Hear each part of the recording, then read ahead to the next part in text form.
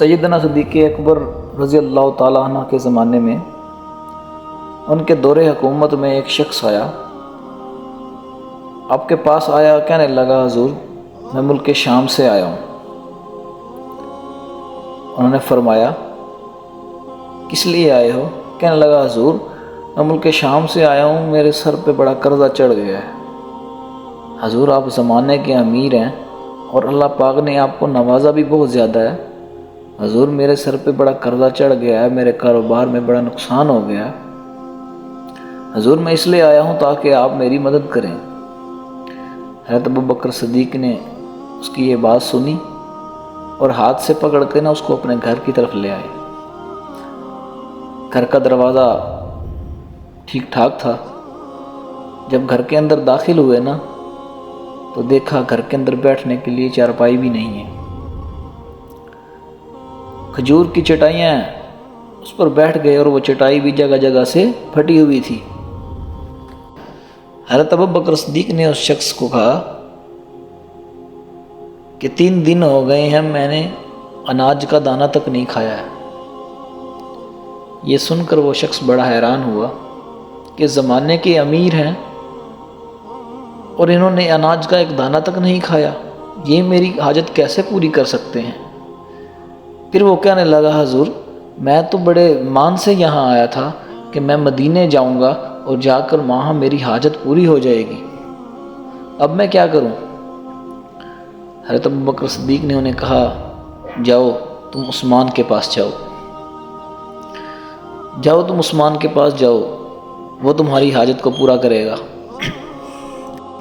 وہ شخص کہنے لگا حضور مجھے تو 3000 اشرفیاں چاہیے، کیا عثمان میری حاجت کو پورا کر دے گا؟ تو حضرت ابوبکر صدیق نے فرمایا جہاں تمہاری حاجت ختم ہوتی ہے عثمان کی سخاوت وہاں سے شروع ہوتی ہے، جاؤ تم اس کے پاس چلے جاؤ، وہ تمہاری حاجت کو پورا کرے گا۔ تو کہنے لگا حضور میں جا کے کیا آپ کا حوالہ دوں کہ مجھے حضرت ابوبکر صدیق نے بھیجا ہے؟ تو آپ فرمانے لگے نہیں، آپ بس جا کے ان سے کہنا کہ میں مسلمان ہوں اور حضور کا نوکر ہوں، بس، اور آپ کو کچھ کہنے کی ضرورت نہیں ہے۔ یہ سن کر وہ شخص حضرت عثمان غنی کی گھر کی طرف چل پڑا۔ جب گھر کی طرف پہنچ گیا گھر پہ پہنچ گیا تو دروازہ بجا کر کھڑا ہو گیا۔ تو انہوں نے سنا کہ اندر سے آوازیں آ رہی ہیں کہ حضرت عثمان اپنے بچوں کو ڈانٹ رہے ہیں کہ تم دودھ میں شہد ملا کر پی رہے ہو، گھر کا اتنا زیادہ خرچہ بڑھا دیا ہے تم لوگوں نے۔ یہ سن کر وہ شخص دل میں سوچنے لگا کہ کیسے شخص کے پاس بھیج دیا ہے جو اپنی ہی اولاد کو ڈانٹ رہا ہے کھانے کے لیے، یہ مجھے کیا دے گا؟ کچھ دیر انتظار کے بعد حضرت عثمان رضی اللہ تعالیٰ عنہ باہر آئے۔ جب آپ باہر آئے تو اس شخص نے آپ کو سلام کیا، آپ سمجھ گئے کہ یہ مسلمان ہے۔ آپ نے فرمایا معاف کرنا، معذرت، معاف کر دینا مجھے، میں بچوں کو ذرا سمجھا رہا تھا تو اس وجہ سے مجھے آنے میں تھوڑی دیر ہو گئی اور تمہیں میرے دروازے پر زیادہ انتظار کرنا پڑا۔ یہ کہہ کر آپ نے اسے اندر بٹھایا۔ اب وہ شخص کہنے لگا کہ سب سے پہلے جو میری تواضع کے لیے، میری خاطر تواضع، میری خدمت کے لیے آنے والی جو چیز تھی وہ دودھ تھی جس میں شہد ملا ہوا تھا۔ میں نے وہ پیا، میں دل میں سوچنے لگا کہ یہ اپنے بچوں کو تو اس سے لڑ رہا تھا کہ تم نے گھر کا خرچہ بڑھا دیا ہے اور میرے لیے یہ پیش کر رہا ہے۔ تھوڑی ہی دیر گزری کہ پھر میرے لیے کھجوروں کا حلوہ آ گیا، پھر میں نے وہ کھایا۔ پھر اچھی طرح میری خاطر تواضع کرنے کے بعد انہوں نے مجھ سے پوچھا کہ کیوں آئے ہو؟ تو اس نے کہا حضور میں ملک شام کا رہنے والا ہوں، میں ملک شام کے مضافات میں ایک گاؤں میں رہتا ہوں، کاروبار میں بڑا نقصان ہو گیا ہے، میں بہت زیادہ قرضے میں ڈوب گیا ہوں، میں مقروض ہو گیا ہوں، میں اس لیے آیا ہوں تاکہ آپ میری مدد کریں۔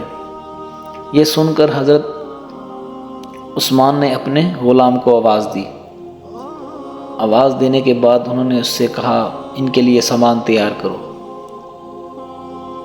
تھوڑی ہی دیر میں ایک اونٹ सामान से लदा हुआ तैयार हो गया। हज़रत उस्मान रज़ी अल्लाह ताला अन्हु ने फरमाया, ये लो, ये ले जाओ, इसमें तुम्हारे लिए, तुम्हारे घर वालों के लिए सामान है, तमाम ज़रूरत का सामान है, और इसमें तुम्हारे लिए 6000 अशरफियाँ हैं, जाओ ये ले जाओ। जब उस शख्स ने ये देखा ना तो बड़ा हैरान हो गया, बड़ा ताज्जुब हो गया कि मुझे तो 3000 अशरफियों की ज़रूरत थी, इसमें तो 6000 अशरफियाँ भी हैं और इसमें मेरे घर वालों के लिए ज़्यादा साजो सामान भी है। तो कहने लगा, हजूर ऊँट तो मैं ले जाऊँगा लेकिन वापस कौन करने आएगा। ये सुनकर हज़रत उस्मान रज़ी अल्लाह ताला ने फरमाया, तुम्हें ऊँट दे रहा हूँ, वापस लेने के लिए नहीं दे रहा हूँ, ये ऊँट भी मेरी तरफ से तोहफ़ा है, जाओ ले जाओ। ये सुनकर उसको मज़ीद हैरानी हो गई, बड़ा ताज्जुब हो गया कि वाह, ये कैसा शख्स है जिसने वाकई मेरी सोच से ज़्यादा मुझे दे दिया, वाकई मेरी सोच से ज़्यादा मुझे दे दिया। मेरी तो 3000 अशरफियों की ज़रूरत थी, इसने तो मुझे 6000 अशरफियाँ दे दी, मेरे घर वालों के लिए साजो सामान भी दे दिया और ऊँट भी दे दिया। जब वो शख्स रुखसत होने लगा ना, जब वो रुखसत होने लगा तो कहने लगा, हुजूर मुझे माफ़ करना, मैं तो समझा था कि दूध के लिए, शहद के लिए तो घर में लड़ाई हो रही है, ये शख्स मुझे क्या देगा। तो आपने फरमाया कि अल्लाह ने मुझे माल दिया है उम्मत मुहम्मदिया पर ख़र्च करने के लिए, अल्लाह ने मुझे माल इसलिए नहीं दिया कि मेरी औलाद इसको ऐशो इशरत में उड़ा दे, अल्लाह ने मुझे इसलिए बिल्कुल भी हरगिज़ माल नहीं दिया कि मेरी औलाद अयाशियाँ करती फिरे, अल्लाह ने हुजूर की उम्मत पर ख़र्च करने के लिए मुझे ये माल दिया है। ऐसे सखी लोग थे हज़रत जी, ऐसी सखावत थी उनकी।